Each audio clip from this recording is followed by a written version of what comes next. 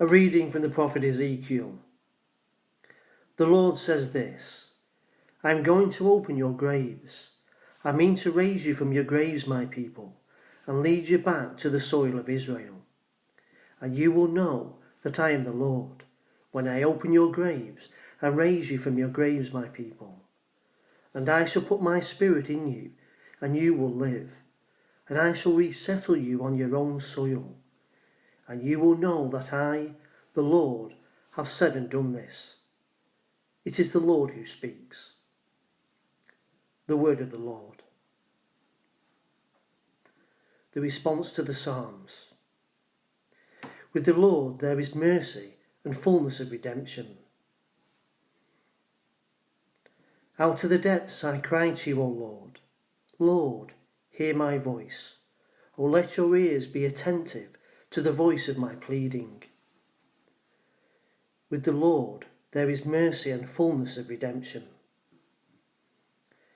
If you, O Lord, should mark our guilt, Lord, who would survive?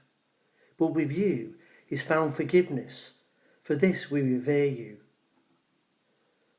With the Lord there is mercy and fullness of redemption.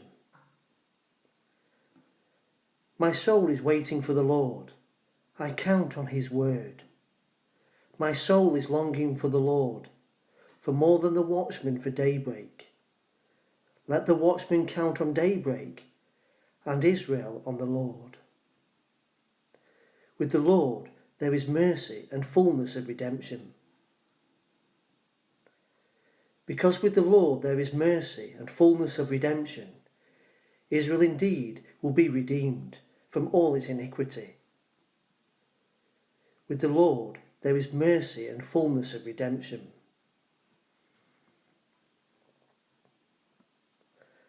A reading from the letter of St Paul to the Romans. People who are interested only in unspiritual things can never be pleasing to God. Your interests, however, are not in the unspiritual, but in the spiritual, since the Spirit of God has made his home in you. In fact, unless you possess the Spirit of Christ, you would not belong to him. Though your body may be dead, it is because of sin.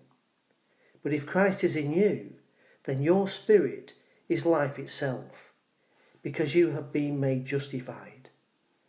And if the Spirit of him who raised Jesus from the dead is living in you, then he who raised Jesus from the dead will give life to your own mortal bodies, through his Spirit living in you. The word of the Lord. Gospel acclamation. Glory and praise to you, O Christ. I am the resurrection and the life, says the Lord. Whoever believes in me will never die. Glory and praise to you, O Christ. A reading from the Holy Gospel according to John. The sisters Martha and Mary sent this message to Jesus: Lord, the man you love is ill. On receiving the message, Jesus said, This sickness will not end in death, but in God's glory, and through it the Son of God will be glorified. Jesus loved Martha and her sister and Lazarus. Yet when he learned that Lazarus was ill, he stayed where he was for 2 more days, before saying to his disciples, Let us go to Judea. On arriving, Jesus found that Lazarus had been in the tomb for 4 days already. When Martha heard that Jesus had come, she went to meet him. Mary remained sitting in the house. Martha said to Jesus, If you had been here, my brother would not have died. But I know even now, whatever you ask of God, he will grant you. Your brother, said Jesus to her, will rise again. Martha said, I know he will rise again at the resurrection on the last day. Jesus said, I am the resurrection and the life. If anyone believes in me, even though he dies, he will live. And whoever lives and believes in me will never die. Do you believe this? Yes, Lord, she says. I believe that you are the Christ, the Son of God, the one who was to come into this world. Jesus said, in great distress, with a sigh that came straight from the heart, "Where have you put him?" They said, "See how much he loved him." But there were some who remarked, "He opened the eyes of the blind man. Could he have not prevented this man's death?" Still sighing, Jesus reached the tomb. It was a cave with a stone to close the opening. Jesus said, "Take the stone away." Martha said to him, "Lord, by now he will smell, for this is the 4th day." Jesus replied, "Have I not told you that if you believe, you will see the glory of God?" So they took away the stone.